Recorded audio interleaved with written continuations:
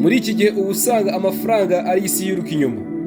Abantu benshi bayashaka ndetse bamwe baranayapfira, abandi bakayashakisha kubura hasi kubura hejuru. Ariko se twaba twarigeze gutekereza cyangwa se warigeze gutekereza icyo amafaranga ari cyo koko? Ese ni igikoresho, ni indozi cyangwa se ni umunyururu? Uri kumwe na UNP Entertainment, reba ko wakoze subscribe ukanda like na share kugira ngo bya biganiro bica kuri uyu muyoboro bitazajya bigucika, kandi ari bya biganiro tugenda tumenyeramo utuntu n'utundi mu buzima bwa buri munsi. Nk'uko tubivuze rero, tugiye kubera hamwe amafaranga icyo ari cyo, ndetse turebe n'uko abantu bayafata, ndetse n'uko amafaranga yigaranzura abantu.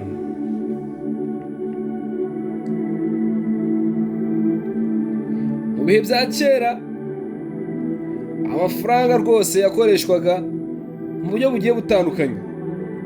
Ugasanga abantu bahindura cyangwa se bagurana, bagahana ibintu kugira ngo babone ibindi. Niba ukeneye nk'ihene ugatanga ikiyisimbura, wenda ugatanga umwambaro. Waba ukeneye nk'amasaka, ufite nk'inka ugatanga inka yawe kugira ngo ubone amasaka.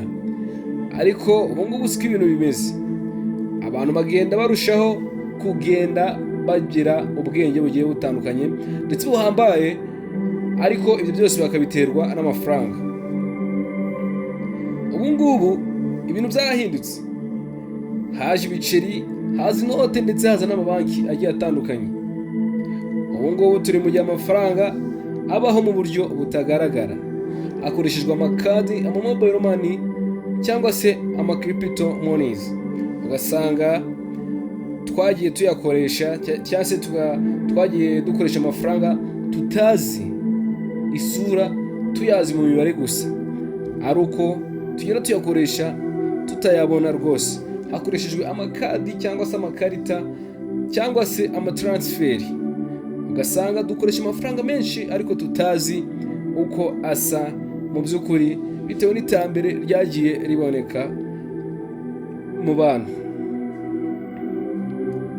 Hari impamvu amafaranga aba abogamiye ku bakize, cyangwa se hari impamvu amafaranga aba yibanze cyane ku bantu bakize. Barayashora, bagatinyuka bagashora ahantu hashobora gutuma haza inyungu yiyongera kuri ya yandi bashoye. Ugasanga n'ubundi ayo bashoye ari gutuma bagwiza andi mafaranga. Ndetse abantu bafite amafaranga ngo baba bafite n'amakuru atandukanye abandi badafite, kubera ko iyo umuntu afite amafaranga ngo nibwo atekereza neza, agareba icyo yayabyaza, icyo yayakoza. Mu gihe utayafite aba atekereza aho yajya gutera ibiraka kugira ngo abone n'utwo atangiriraho. Mu gihe uyafite we atekereza imishinga ishobora gutuma ashobora gushoramo amafaranga kugira ngo hiyongereho andi mafaranga kuri yayandi asangana.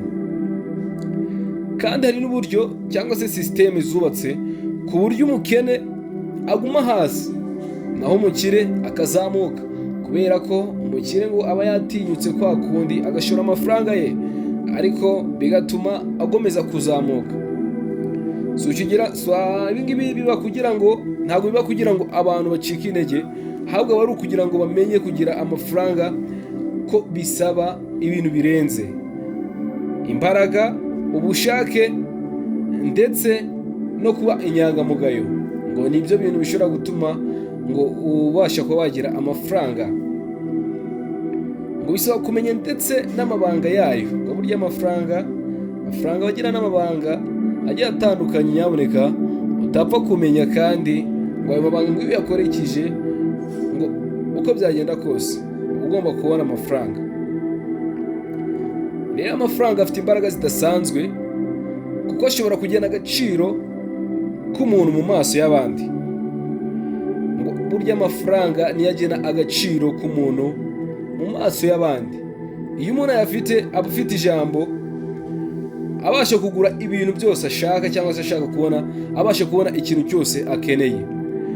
ndetse usibye no kugura ibintu ngo aba yagura n'abantu bigakunda kubera ko afite amafaranga.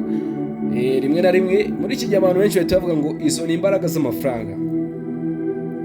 Mu by'ukuri amafaranga ntatanga agaciro ku muntu,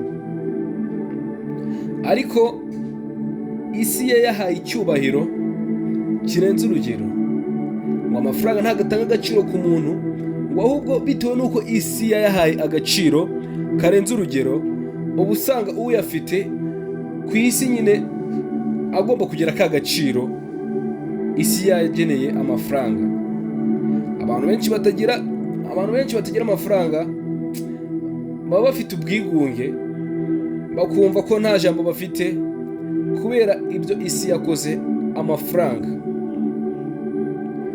Mu by'ukuri abantu benshi batangira bashaka amafaranga kugira ngo baronke ubuzima cyangwa se kugira ngo babeho neza, ariko nyuma yaho iyo babonye ayo mafaranga cyangwa se nk'uko kuyashaka bayayoboka ngo nk'idini. Ugasanga umuntu akurikira amafaranga arahashize umutima, ijisho atarivana ku mafaranga. Mu by'ukuri ugasanga ngo yayayobotse nk'idini. Amafaranga yabaye nk'inzozi kubera ko usanga ngo abantu benshi bafite amafaranga menshi mu mutwe yabo, ariko mu by'ukuri kugira ngo azayafatishe ku ntoki ari ibintu bigoye. Amafaranga kandi ngo yabaye ngo umunyururu, ngo ku buryo ngo agenda gukurura cyangwa se agenda akurura abantu abiyerekezaho, bakareka ibindi byose bari barimo ariko bagakurikira inzira y'amafaranga. Kandi mu by'ukuri wagakwiye kwibaza koko niba amafaranga ariyo agena icyerekezo cy'ubuzima bwawe. Ngo iki ni ikibazo wakagombye kwibaza ati se mu by'ukuri amafaranga niyo agena icyerekezo cy'ubuzima bwanjye? Abantu benshi batangira bashaka amafaranga kugira ngo baziteze imbere cyangwa se kugira ngo wenda bazabeho neza, ariko kandi baba batekereza ko amafaranga ariyo agena icyerekezo cy'umuntu. Ngo amafaranga si mabi, ngo ahubwo ni igikoresho. Ariko niba utazi icyo uyashakira cyangwa se niba utazi impamvu ushaka amafaranga ngo uyakoreshe, ngo yo ubwayo azahinduka agutware aho ashaka, akwirukansa imisozi urinda uyimara kubera ko wowe wayashatse utazi icyo uyamaza. Ngo noneho yo azaguhindukirira agukoresha icyo ashaka. Ejo bundi ni wowe ushobora kuba uri kwiruka inyuma. Kubera iki? Kubera ko uzasanga yaragusize. Tugiye gusoza ikiganiro ushobora kwibaza ngo ese amafaranga agufitiye gahunda cyangwa se nawe uri muri gahunda yayo? Muri make amafaranga n'uri kuyashaka cyangwa se niyo agushyira mu gatego kugira ngo wirirwe wataye umutwe? Jya muri comment utwandikire utubwire uko ubyumva cyangwa se uko ubibona. Wibuke ukanda subscribe, ukore share na like